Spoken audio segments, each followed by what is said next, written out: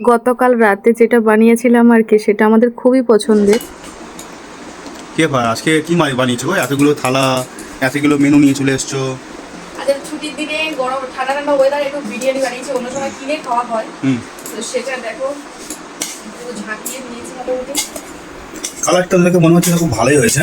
এবার খেয়ে দেখতে হবে কেমন হয়েছে। সত্যি বলতে বিরিয়ানিটা ওই ফার্স্ট টাইম আমি বাড়িতে বানালাম এবং একটু ভয়ে ভয়ে বানিয়েছি, জানি না প্রথমবার করছি কেমন হবে আর কি। আজ যে বিরিয়ানিটা বানিয়েছি সেটা দমে বসিয়েছিলাম এই যে ডেচকিটাতে আর কি। জানি না কেমন কি হবে, আশা করি ভালো হবে, যা কালারফুল হয়েছে দেখতে ভালো লাগছে। এত এটা তো ফার্স্ট টাইম কষ্ট। পর্যন্ত হয়তো কেমন হবে তুই খেয়ে বল, তুই দোকানের মতো আদৌ হয়েছে না। আজকে এই গামলাতেই দিলাম স্টিমটা। খা, আস্তে করে খা। ঠান্ডা হয়ে গেছে।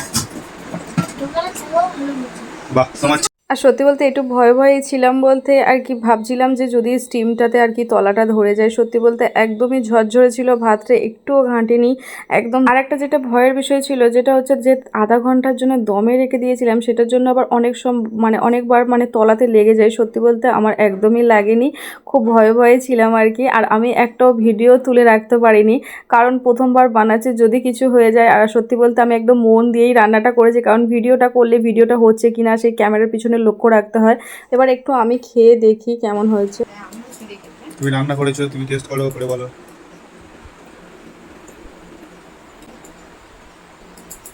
সত্যি বলতে নিজেকেই একটু প্রশংসা করতে ইচ্ছে হচ্ছে, কারণ খুবই সুন্দর হয়েছে। আর তারপর দিন দেখো এত বাসন পড়ে গেছে আর কি। তবে রাতেও যদি অনেকটা বাসন মেজে রেখেছিলাম, তারপরেও সকালবেলা যেহেতু তোমার দাদাভাইয়ের জন্য রান্না করতে হয়েছে তাই অনেক বাসন পড়ে গেছে। তার সাথে আমার কালকে যে বৃষ্টি হয়েছিল, আর একটা মজার ঘটনা হলো সেটা হচ্ছে আমার বাড়ির পোটের সামনে কই মাছ চলে এসছে। জানি না, আমরা বাড়িতে ভিতরেই ছিলাম এবং দুপুরবেলা ঘুমানোর সময় তখন কেউ একজন দৌড়ে নক করছে, বলছে এসো বাইরে একটা মাছ আছে, মাছটা ধরে নাও। তো দেখলাম বাড়ির পোটের কাছে একদম কই মাছ একটা পেয়ে গেছিলাম, আর একটা পুকুর থেকে উঠে এসেছিলো, সেটাও ধরে নিয়েছে। দুটো কই মাছও সাথে ছিল, সে দুটো কেটে নিলাম। এদিকে বাসন কোটাও মাজবো, তার সাথে আবার তোমার দাদা ভাই আবার কিছু জামা কাপড় দিয়েছে, সে কোটাও কাচাকুচি করতে হবে। মোটামুটি আজকের ঘাটে 1 ঘন্টার কাজ আছে। ঘাটে 1 ঘন্টা এখন আমার জলের সাথেই আর কি থাকতে হবে। তো তারপর মোটামুটি বাসনগুলো পরপর মাজছি, এদিকে আবার এদিকে বিরিয়ানির যেগুলো সেগুলোও পরিষ্কার করতে হচ্ছে, যেগুলো কিছুটা ছিল আর কি, সেটা সকালবেলাও আমাদের খাওয়া হয়েছে। তারপরে দেখো এক এক করে সব কাজ করছি, আর এদিকে আবার কয়েকজন করে সব আসছে, তাই সেখানেও গল্পগাল করছি। এই যে ভিডিওগুলো দেখানোর জন্য আমার এখন ঘাটে পর্যন্ত ক্যামেরার স্ট্যান্ডটা নিয়ে যেতে হয় আর কি। আর আজকের একটা আমার সাথে খুব বড় একটা ক্ষতি হয়ে গেছে, সেই ক্ষতিটা অবশ্যই তোমাদের শেষে দেখাচ্ছি।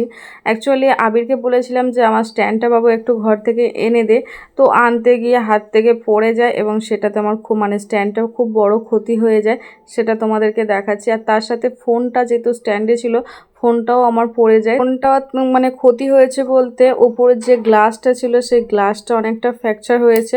তো ওই জন্য তোমাদের দাদাভাইকে আবার মাঝখানে ফোনও করলাম, বললাম কি করা যায়। তো আজকে রবিবারও তোমাদের দাদাভাই যেহেতু স্যাটারডেতে ছুটি নিয়েছে, তাই আজ সানডেতে ডিউটি গেছে, তাই বললাম যে কি করা যায় বলো তো। বলছে ঠিক আছে তুমি ওটা নিয়ে, যেহেতু আমি ডায়মন্ডে আপাতত দাদাভাই সরিষাতে আজকে ডিউটিতে আছে, তো বলে ঠিক আছে যদি সময় করে আসতে পারো তাহলে বিকেলবেলা একটু ডায়মন্ডে এসো, আমার কাজ বাজ এদিকে রেডি হয়ে একটু যাওয়ার প্রোগ্রাম আছে। যদি ওয়েদারটা ভালো থাকে বা আকাশটা ভালো থাকে তাহলে একটু বেরোবো। এদিকে ফ্রিজেরও কিছু জিনিসপত্র নিয়ে এসছে, সেগুলো পরিষ্কার করব আর কি।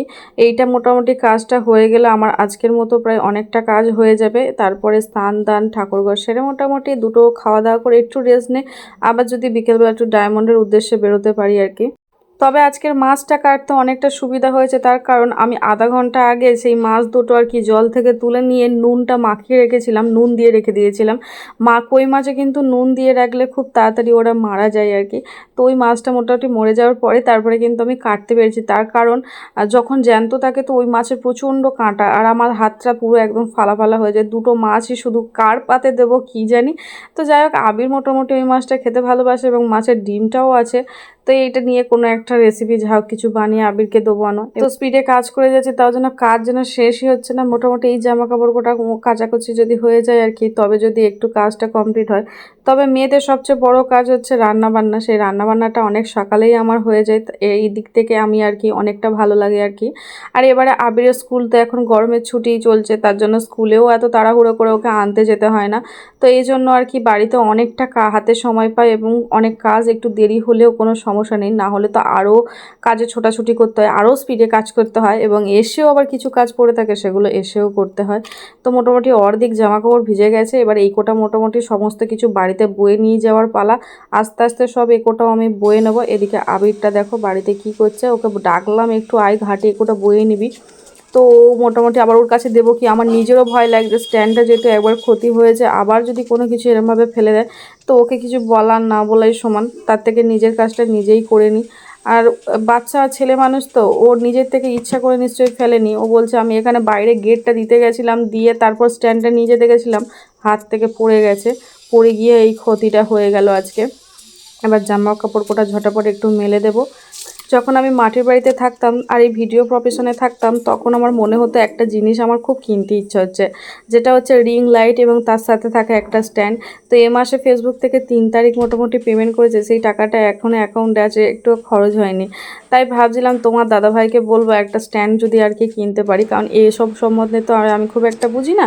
তো দেখি যাই আজকে যদি পারি একটা কিনে নিয়ে আসবো। স্ট্যান্ডটা দেখো এইরকমভাবে আমার ক্ষতি হয়েছে। যাক, আজকের ব্লগটা অনেক বড় হয়ে গেল, তো চলো টাটা।